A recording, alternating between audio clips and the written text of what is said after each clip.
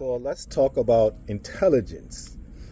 And remember, I was talking about ignorance, how it provides intelligent contact. I'm serious about that. It really does. So let's talk about what intelligence really is, okay? And remember, I talked about yesterday the type of intelligent people I am trying to target.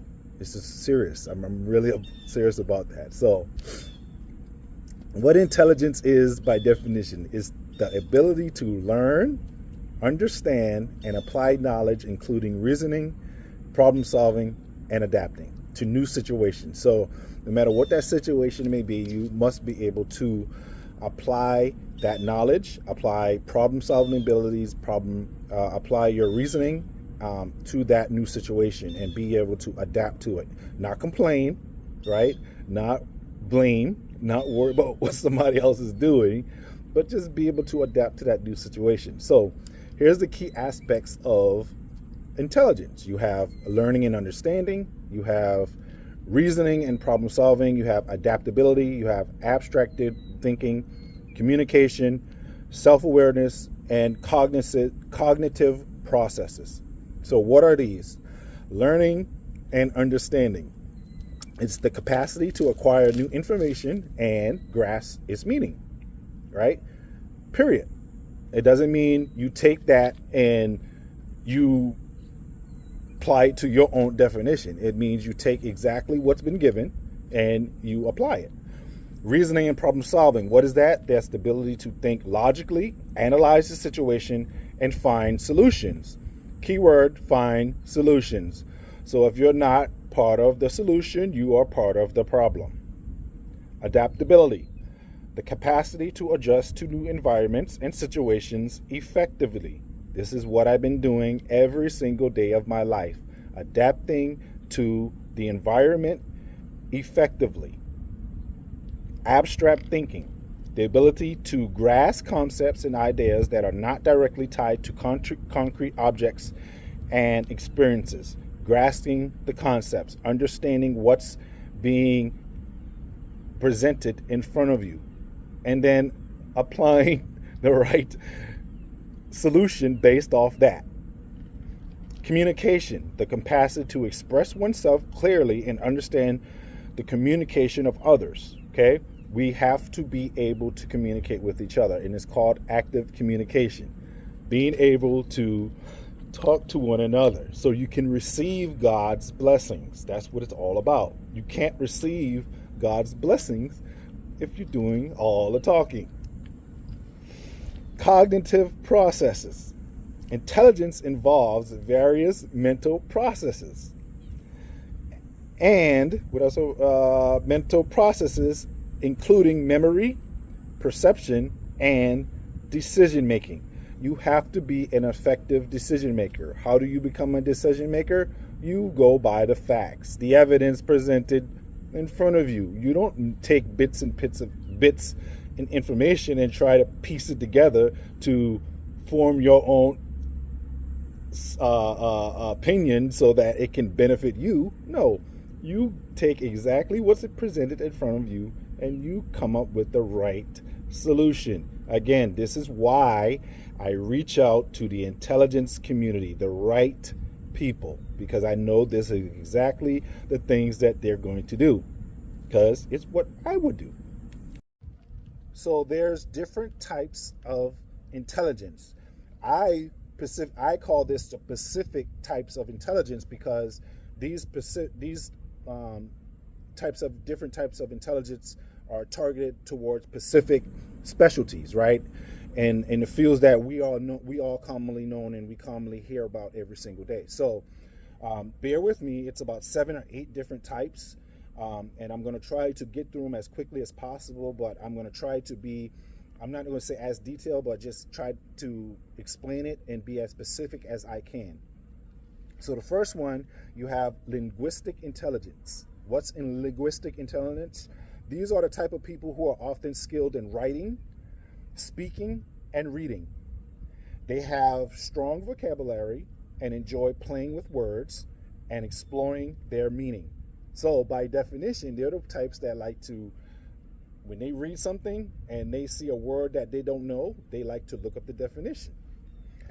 They have strong. What else they do? The examples of these people are your journalists, novelists, and poets. And I think if you look through the history of time, we can kind of name names of people who are like that. The second type of specific intelligence that I want to talk about is logical mathematical intelligence. These are people who are often good at analyzing information and solving complex problems. Keyword complex problems, not the simple one, but the complex ones. They enjoy working with numbers and are skilled at deductive reasoning. Examples of these other peoples are scientists, engineers, and mathematicians. And then we have what you call spatial intelligence, which was a very interesting word to me. Spatial intelligence, I never saw that before, but these are people that have the ability to understand and manipulate the visual world. These types of people are really good at visualizing objects and spaces with a strong sense of direction. Examples are your architects, artists, and navigators. You have your bodily kinesthetic intelligence. These are people with the ability to control one's body movements and to understand the physical world. Their intelligence lies in activities such as sports, dance, and physical activities. Examples include athletes, dancers, and actors. You have your musical intelligence. These are people who understand and create music. These people are really good at listening to music and identifying different elements such as the melody, the rhythm, and harmony. Examples of these people are your musicians, composers, and music teachers. Then you have your interpersonal intelligence. These are people who are able to interact with other people. They often recognize and interpret emotions, motivations with strong communication skills. Examples of these people are people who have the intelligence like teachers, therapists, and politicians. Then you have your intrapersonal intelligence with an A. This refers to the ability to understand and reflect on one's own emotions, such as myself, my own emotions, motivations, and thoughts. These types of people are introspective and self-aware with a great understanding of their own strengths and weaknesses. Not worried about nobody else's, they're only worried about their own strengths and weaknesses, which is totally fine. Examples of these types of people are your philosophers, spiritual leaders, and artists. Then you have your naturalistic intelligence. These are people who are often interested in nature, the environment, with a good understanding between species and ecosystems. Sorry, I couldn't even understand my writing. These are the type of people that like nature. They don't mind going out into the world. They don't mind going out in nature and sitting. With a strong sense of place and connection to the natural world. Example of these people are your biologists, ecologists, and naturalists. Okay? So those kind of sums up your specific types of intelligence. I think it's like 7 or 8 of them. These are your specific type of intelligence. You probably know them. You've probably seen them around. I talked about them yesterday. These are the type of intelligent community that I want to connect with. These are my market. That's my audience. That's who I want to connect with. I talked about that yesterday. I know I didn't say those specific specialties, but those are the specialties that I was talking about. Those are examples of those types of people. And those are the ones that I know for sure are been watching this, been watching me, has been following it, and has been building back better. So to cap this off, we have what you call your traditional intelligence, which I think a lot of us know about, and that's your IQ. And I think don't mistake the intelligence that I was talking about, Pacific ones, with your IQ. They're totally different. IQ that we've learned is it's not just a one-time test. It's something that is measured throughout a lifetime. And I think that's what we've been doing. We've been measuring IQ and mistaking it with, oh yeah, we take this test, this IQ test, and that measures your knowledge. No, it does not. IQ should be measured throughout a person's lifetime. And I think that's what schools are doing right now in learning, that a person's IQ should not be measured once in a lifetime. This is over a lifetime. This is why schools are testing so often, which I am like, thank you. So that's your traditional intelligence, or referred to IQ. Then you have emotional intelligence, which I've already done a video on, so I would refer you to go back and look at that one. Then you have what you call social intelligence. This refers to a person's ability to understand and interact with others in a social setting. People with these skills are able to build relationships, work with teams, and resolve conflicts. Resolve conflicts, don't create conflicts. Resolve conflicts, don't create conflicts. This can be improved through social skills training, mentorship, and community involvement. They don't give any examples of these types of people, but these are things that we can work on ourselves. Then you have your adversity intelligence, which I call it resilience intelligence. This refers to a person's ability to handle stress, overcome obstacles, and persist in the face of adversity. These types of people are more resilient, better able to bounce back from setbacks, and possess a growth mindset. Ooh, growth mindset. I think we've heard that word many times. Growth mindset.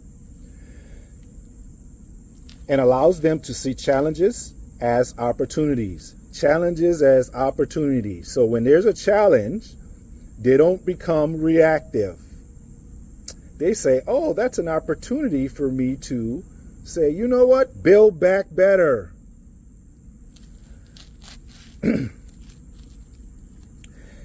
And growth and development. You can improve adversity intelligence through stress management training, mindfulness practices, and by setting personal and professional goals. I can guarantee you, the ones that are reactive to everything I say aren't doing these things.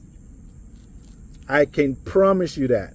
The ones that are reactive are going to find something out of everything I say and out of this, and find something, just find the bits and bits of information out of this, and find something to be reactive about. In conclusion, intelligence is complex, which means it's like the brain. The brain is complex, right? So the brain and intelligence itself, it gives you different variables, can give you different reasoning, can give you different outcomes. So it's more than just zeros and ones.